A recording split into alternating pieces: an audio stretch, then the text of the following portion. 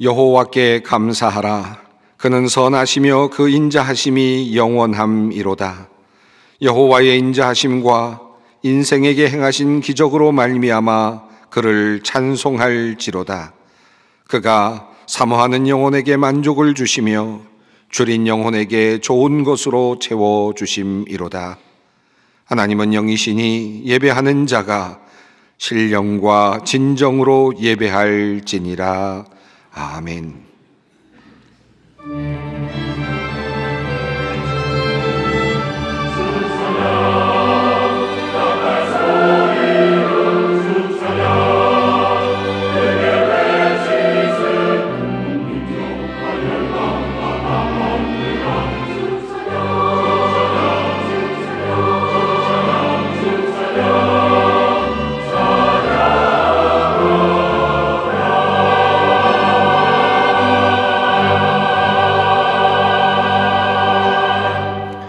영원히 찬양받으실 주 여호와 우리 아버지 하나님, 그 놀라우신 능력과 크신 은총을 인하여 주께 영광 돌립니다.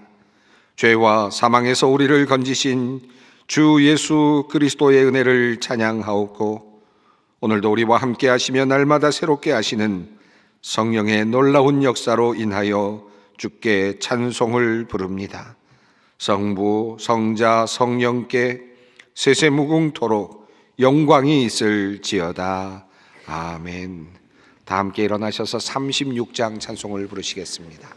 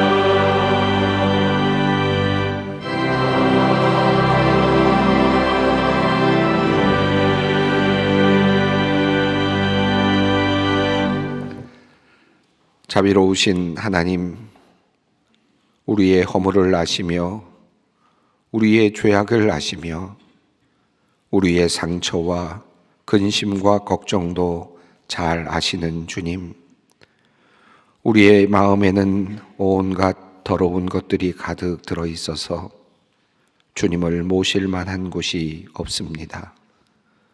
그럼에도 우리를 주님의 이름 아래 모아주시고 우리로 하여금 오늘도 주님께 희망을 두고 기도하며 예배하게 하시니 감사합니다. 주님은 우리를 끝까지 사랑하시지만 우리의 사랑은 늘 조건적이며 이기적입니다. 조금만 어려운 일이 생길 때면 우리의 마음은 불평으로 가득하고 우리의 입술에는 원망과 분노가 넘쳐납니다. 별로 잘한 것도 없으면서도 마땅히 받아야 하고 누려야 할 것으로 생각하는 참으로 못된 아들이요 딸이 바로 우리들입니다. 주님, 우리를 용서하여 주시옵소서. 주님께서는 늘 우리와 함께 하시며 때마다 만나를 내려주시고 기적과 능력으로 우리를 보호하시고 인도해 주시지만 우리는 늘 두려움과 근심 속에서 벗어나지 못하고 있으니 우리의 믿음 없음이 늘 주님 앞에 밝히 드러나 있습니다. 주님, 그럼에도 사랑으로 품으시는 주님을 굳게 믿으며 오늘도 주님의 보좌 앞으로 나아갑니다. 우리를 긍휼히 여기시고 우리의 부족함을 채우시고 우리의 모든 죄악을 사하여 주시옵소서. 지금은 하나님과 나만이 아는 죄를 생각하며 묵묵히 참회의 기도를 드립니다. 누가 정죄하리요? 죽으실 뿐 아니라 다시 살아나신 이는 그리스도 예수시니 그는 하나님 우편에 계신 자요 우리를 위하여 간구하시는 자시니라. 누가 우리를 그리스도의 사랑에서 끊으리요? 그러므로 이제 그리스도 예수 안에 있는 자에게 결코 정죄함이 없느니라. 아멘.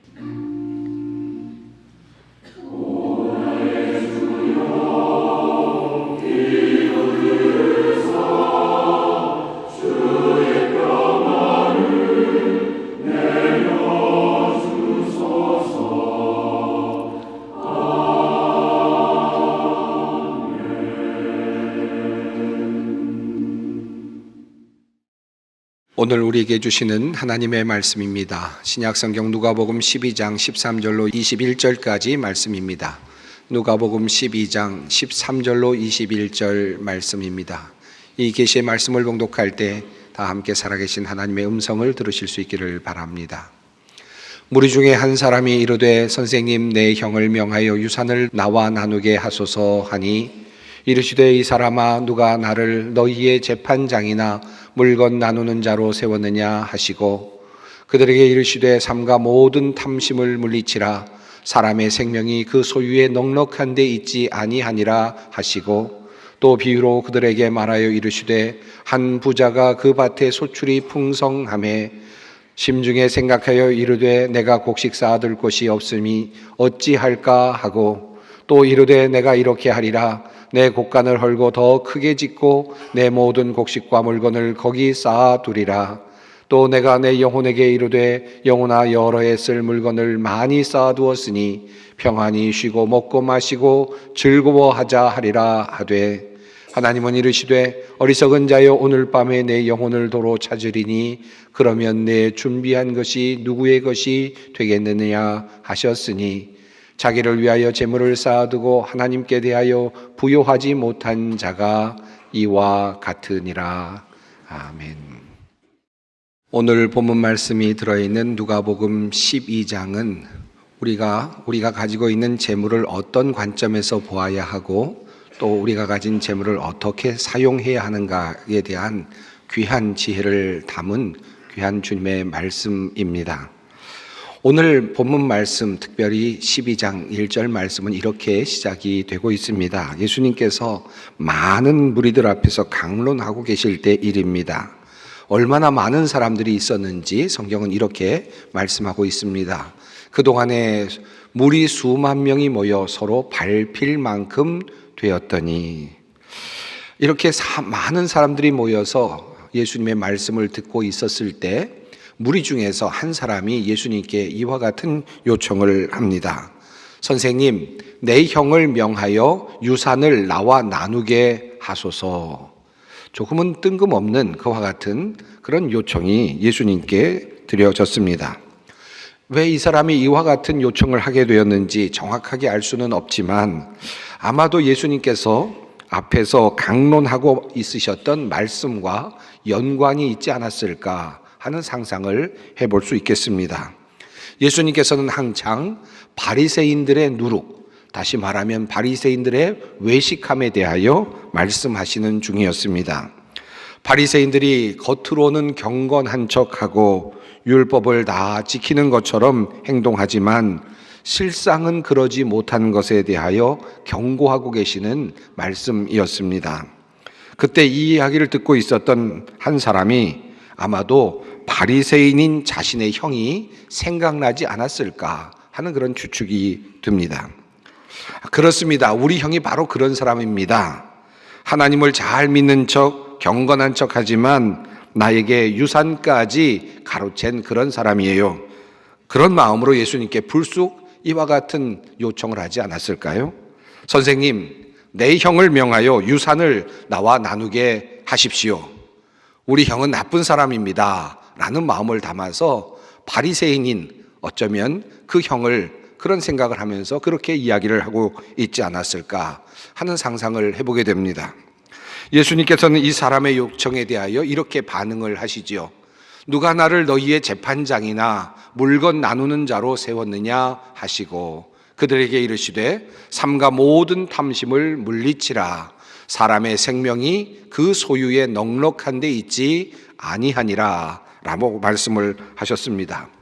아주 단호한 듯 보이는 말씀이기는 하지만 그러나 곰곰이 말씀을 또 살펴보면 조금은 모호한 듯 보이는 그런 말씀이기도 합니다. 이 짧은 말씀 속에는 두 가지 중요한 주제어가 등장하고 있습니다. 첫 번째 주제어는 물건, 소유, 탐심으로 구성되어 있는 그런 주제입니다. 또 다른 주제어가 있는데 그것은 갑자기 등장한 주제어입니다. 바로 생명이라고 하는 주제어입니다.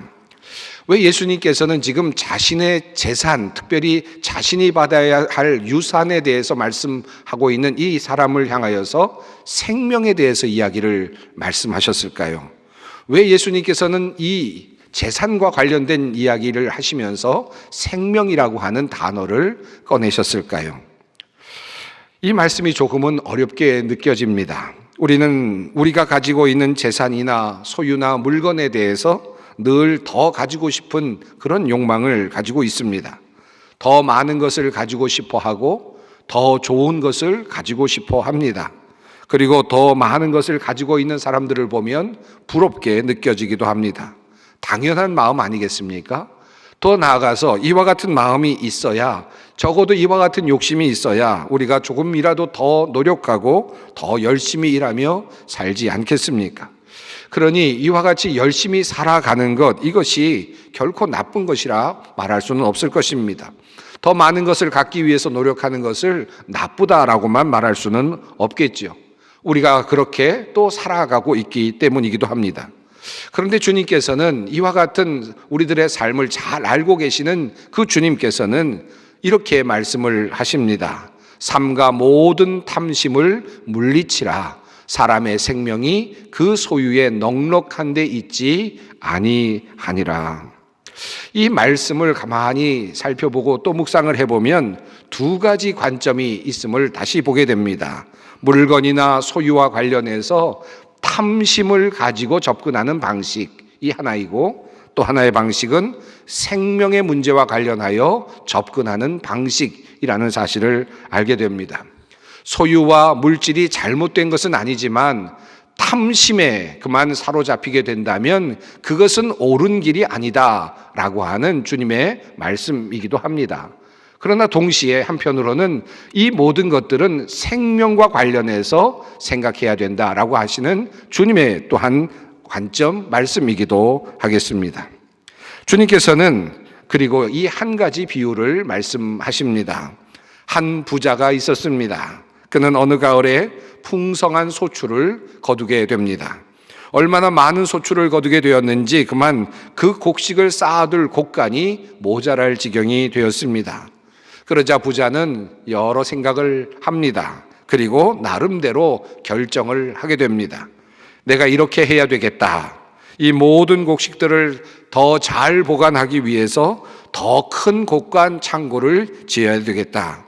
그리고 그 마음에 그 모든 것을 짓고 난 다음에 다음과 같은 생각을 합니다. 자, 이제 되었다.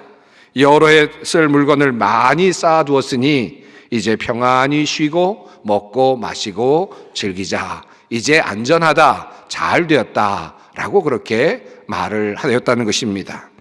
그때 하나님께서 말씀하시기를 어리석은 자여 오늘 밤에 내 영혼을 도로 찾으리니 그러면 내가 준비한 것이 누구의 것이 되겠느냐라고 하나님께서 물으셨다라고 하는 내용입니다. 바로 이것이 예수님께서 말씀하신 비유의 내용입니다. 여러분이 예수님께서 이 비유를 통하여 말씀하시는 중심 메시지는 무엇이겠습니까? 조금은 과장돼 보이는 말씀이기도 하지요. 조금 과장되어서 재산과 생명의 관계를 보다 극명하게 보여주기 위하여 과장되어 포장된 그런 비유처럼 보이기도 합니다. 그런데 이 중심 메시지, 이 말씀을 통해 주님께서 하시고자 하시는 중심 메시지는 과연 무엇일까요? 자세히 살펴보면 흥미로운 구조가 있음을 알게 됩니다. 자, 부자에게는 지금 소출이라고 하는 것이 있습니다. 그 소출은 지금 넘쳐나는 소출입니다. 창고에 다 들어가지 못할 만큼 많은 소출이 그에게 주어졌습니다. 이 소출은 재산이라고도 할 수 있겠죠. 또 부라고도 그렇게 말할 수 있겠습니다. 다시 곡간을 지을 만큼 그만큼 수많은 재산이 생겼습니다. 또 부가 생겨났습니다. 자, 그리고 이 재산은 자기가 얻게 된 이 소출은 자기 마음대로 할 수 있는 권한이 주인에게 당연히 있을 것입니다. 어떻게 해야 할지 곰곰이 생각하던 그는 이 모든 것들을 자기를 위하여 모아두기로 결정을 하였습니다. 그리고 창고를 더 크게 짓기로 하였습니다. 어느 누구도 이 결정에 대해서 반대할 사람은 없고 어느 누구도 이것을 아니라고 말할 사람도 없을 것입니다. 이것은 자신의 충분한 권리이고 얼마든지 그 결의에 따라서 시행할 수 있는 것입니다. 당연히 그는 그 마음대로 할 수 있었고 더 큰 곡간을 지었겠죠. 자, 이렇게 부자는 자기가 가지고 있는 모든 재산과 소출을 마음대로 할 수 있는 권한을 가지고 있습니다.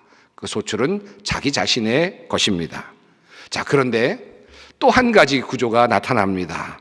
그런데 부자는 이 재산, 이 소출을 자기의 것으로 가지고 있고 마음대로 할 수 있는데, 그런데 하나님이 가지고 계시는 것이 있는데 그것은 바로 부자의 생명이다 라고 하는 것입니다. 부자의 생명은 하나님의 것입니다. 그리고 그것은 하나님 마음대로입니다. 하나님께서 어떻게 하실 것인지는 그의 결정에 달려 있습니다. 자, 그러니까 이 구조는 이렇게 되어 있습니다. 부자는 재물을 가지고 있고 그 재물을 마음껏 사용할 수 있는 권한과 그런 힘을 가지고 있습니다. 그런데 하나님은 그 부자의 생명을 가지고 있고 그 생명을 마음대로 하실 수 있는 권한을 그리고 힘을 가지고 있다라고 하는 것입니다.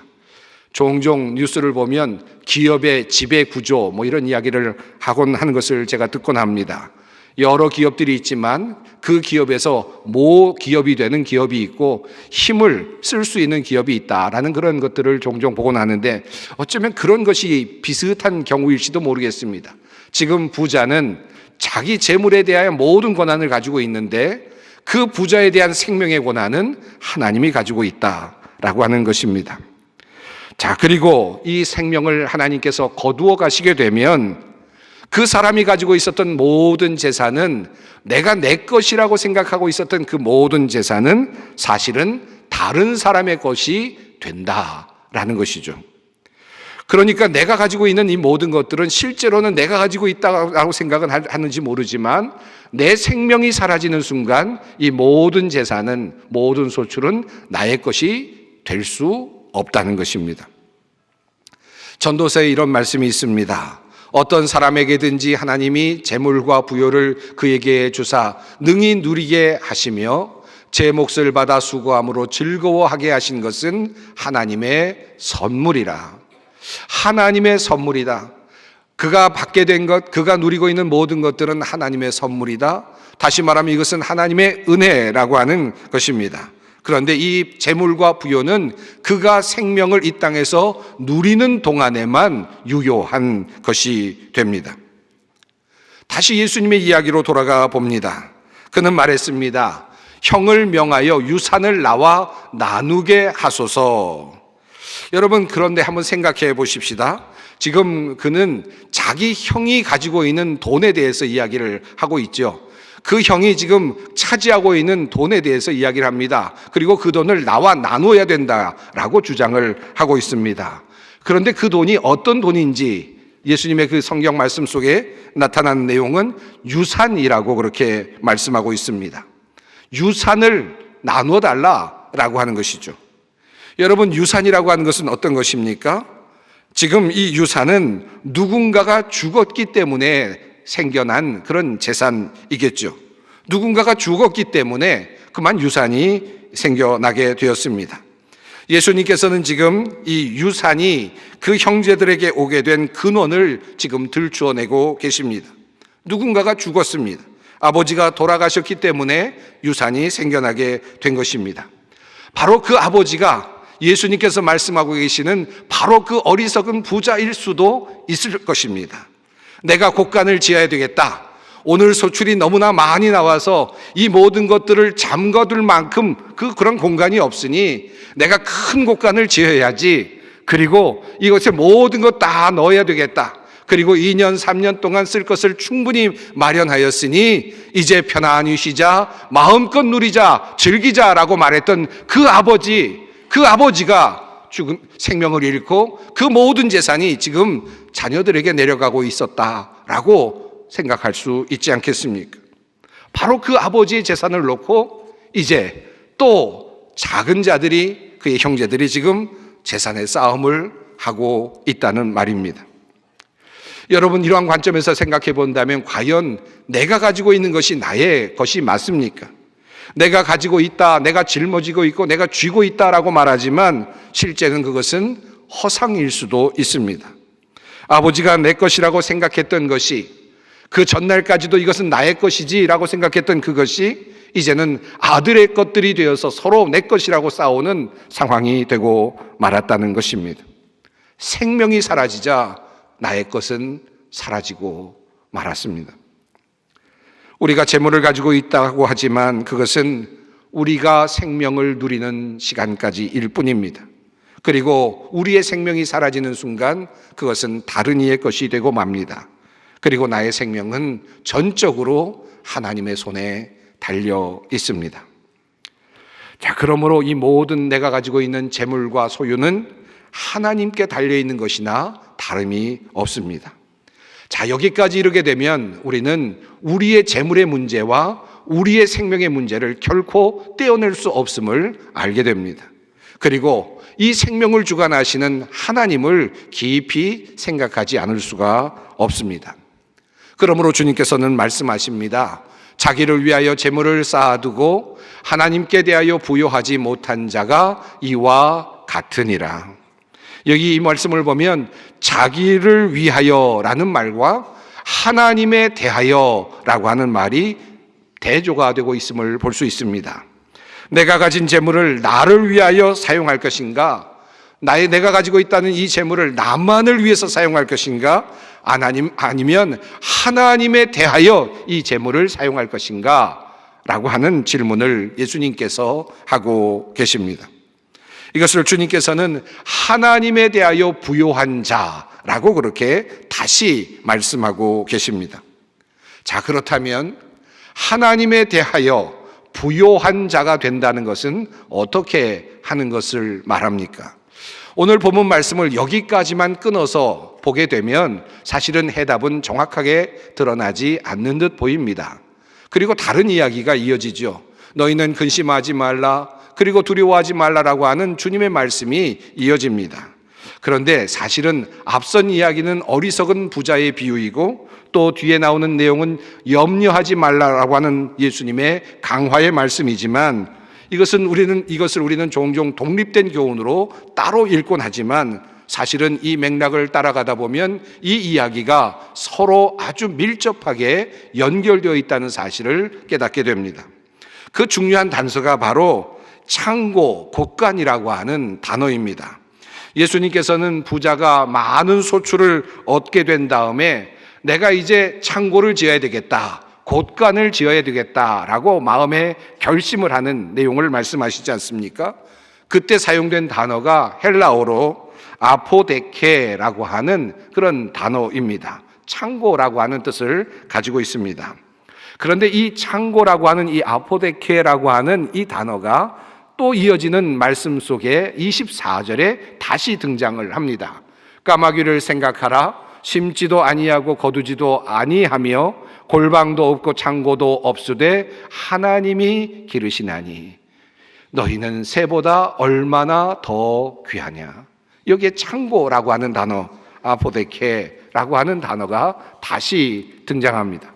예수님께서는 이 창고라고 하는 이 단어를 연결시키시면서 앞의 이야기와 뒤의 이야기를 함께 묶어서 말씀하고 계시는 것입니다. 그러므로 염려하지 말라라고 말씀하시는 이 예수님의 말씀의 이야기는 또 다른 재물에 관련된 예수님의 교훈의 말씀이라 말할 수 있습니다.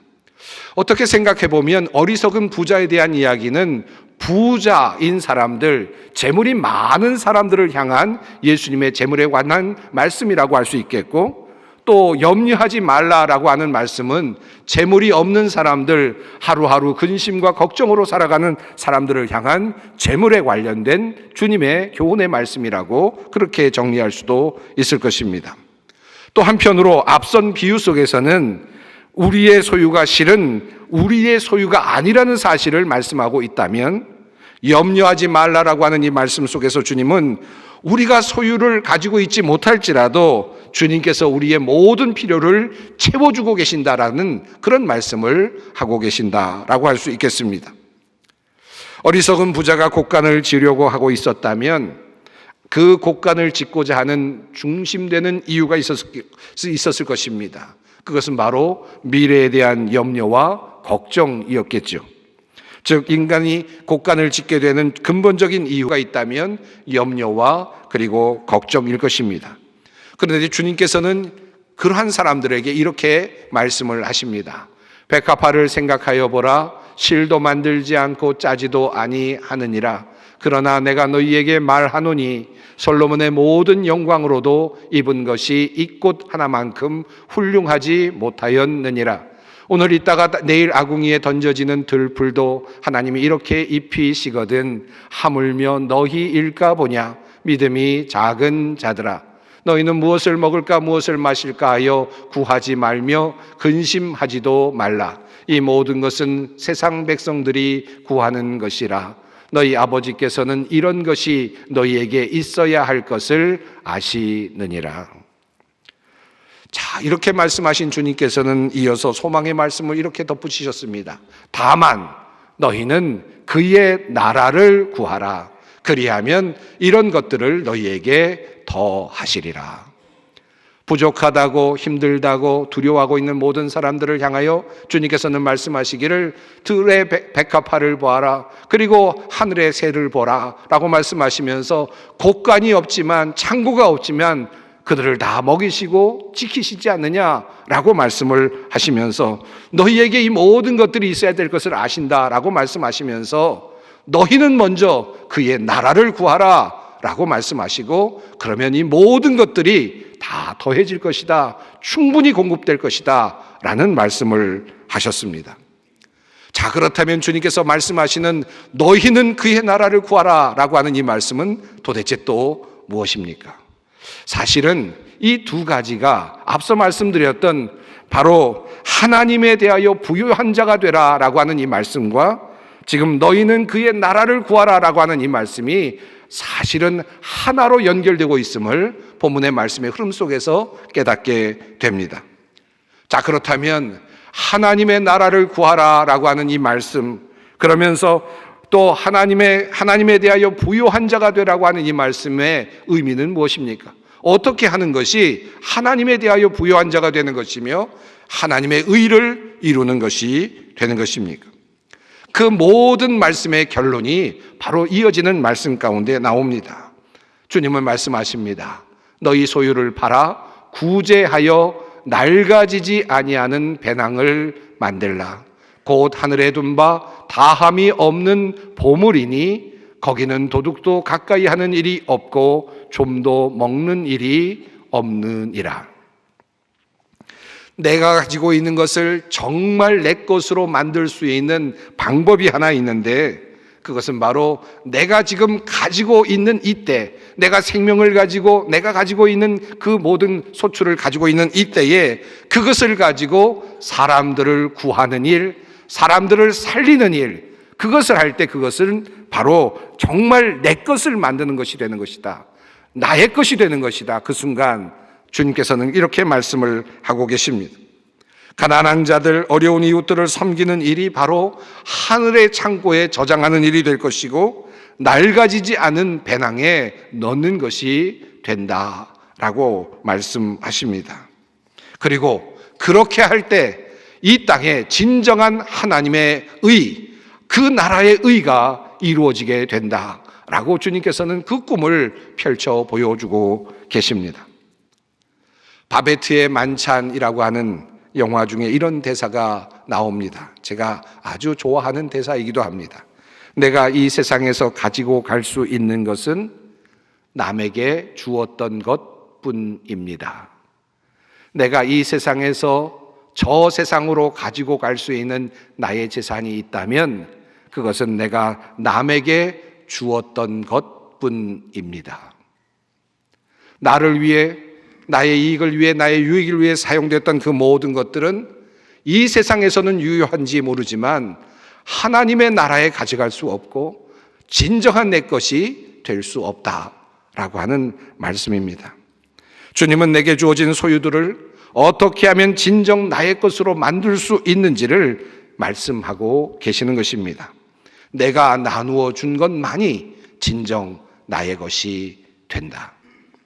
자, 이어지는 본문 말씀입니다. 그 이야기가 조금 더 흥미롭게 전개됩니다. 사실은 전혀 다른 이야기 같지만 사실은 연결되어 있는 말씀입니다. 이어지는 말씀은 종말의 준비와 관련된 내용입니다. 그러므로 너희는 깨어 있으라, 준비하고 있으라. 주 예수님께서 다시 오실 그날에, 너희가 심판의 그 앞에 서는 그날에 너희가 어떻게 할지를 준비해야 한다라고 하는 그런 주님의 말씀이 이어지고 있죠. 사실 어리석은 부자는 개인의 종말을 경험합니다. 내가 너의 생명을 오늘 가져간다면 너는 어떻게 될 것이냐? 네가 가지고 있는 재산이 어떻게 될 것이냐라고 묻고 있다면 이어지는 말씀은 깨어 있어라, 그리고 준비하고 있어라고 하는 이 말씀 속에는 이 세상의 종말이 이를 때를 말씀하고 있습니다. 역시 마찬가지로 마지막을 상정하고 있습니다. 하나는 개인의 종말이고 하나는 세상의 종말이죠. 그런데 이 종말의 시간에 어떻게 준비를 해야 하는가? 이 종말을 제대로 준비하는 방식은 무엇인가? 어떻게 깨어 있어야 하는가에 대해서 주님께서는 이렇게 말씀하고 계십니다. 지혜 있고 진실한 청지기가 되어 주인에게 그 집 종들을 맡아 때를 따라 양식을 나누어 줄 자가 누구냐? 주인이 이를 때에 그 종이 그렇게 하는 것을 보면 그 종은 복이 있도다. 종말을 준비하는 방법은 무엇인가? 우리가 어떻게 하면 예수 그리스도께서 오시는 그 재림의 순간에 진정 바르게 그 재림을 준비할 수 있으며 우리의 심판을 준비할 수 있는가라고 하는 것에 대하여 주님께서 말씀하시기를, 주님께서 주인이 이 땅에 오셨을 때 종들이 때를 따라 양식을 나누어 주고 있는 모습을 보신다면 주님께서 기뻐하실 것이다. 그것을 칭찬하실 것이다. 그것이 진정한 주님께서 칭찬하시는 상이 될 것이다 라고 말씀을 하고 계시는 것입니다. 때를 따라 양식을 나눠주고 있는 종의 모습을 보고 기뻐하시는 주인의 모습이 나타나고 있습니다. 어리석은 부자의 이야기 속에서 자신 앞에 놓여진 많은 소출을 보고 나는 어떻게 할 것인가 라고 생각을 했고, 그 주인은 더 큰 곡간을 지어서 그 모든 소출들을 나를 위한 것으로 만들겠다라고 생각을 하고, 나의 미래를 위해서 준비하겠다라고 생각을 하고 그 모든 것들을 다 집어넣어 두었지만, 뒤에 나오는 또 다른 종은 때를 따라 곡간을 짓지 않고, 도리어 어쩌면 곡간을 지었을지도 모르지만 곡간에서 넘쳐나는 그 모든 것들을 내어주면서 때를 따라 양식을 나눠주고 있는 모습으로 나타나고 있습니다. 사랑하는 성도 여러분, 추수감사주일을 보내고 이제 다음 주일은 대림절이 됩니다. 곡식을 창고에 들이기 전에 우리가 생각해야 할 것이 무엇일까요? 우리가 가지고 있는 재산들, 소유들을 우리의 것이라고 주장하기 전에 우리가 먼저 생각해야 할 것은 무엇입니까? 내 눈에 보이는 내가 가지고 있다고 생각하는 것들을 정말 나의 것으로 만드는 비결은 무엇입니까? 이 질문에 깊이 생각하고 대답하는 한 주간이 되었으면 좋겠습니다. 주님께서 말씀하십니다. 너희 보물이 있는 곳에는 너희 마음도 있으리라. 기도하겠습니다. 생명의 주인이신 하나님, 우리에게 생명을 주시고 또한 우리에게 귀한 능력 주셔서 풍성한 열매를 거두며 살게 하시니 감사합니다. 우리에게 많은 것들이 생길 때 생명의 주관자이신 하나님께 먼저 감사하게 하시고, 또한 나눔과 섬김을 통해 하늘의 재물을 쌓게 하옵소서. 소유의 넉넉함에 우리의 마음을 두지 아니하고 하나님의 뜻을 이루며 그 나라를 세우는 일에 우리가 노력하게 하여 주시옵소서. 욕심의 노예로 살아가는 것이 아니라 주님께서 주시는 평강 누리며 살아가는 주님의 백성들 되게 하여 주시옵소서. 예수님의 이름으로 기도드립니다. 아멘. 우리 주 예수 그리스도의 은혜와 하나님의 사랑과 성령의 교통하심이 너희 무리와 함께 있을지어다. 아멘.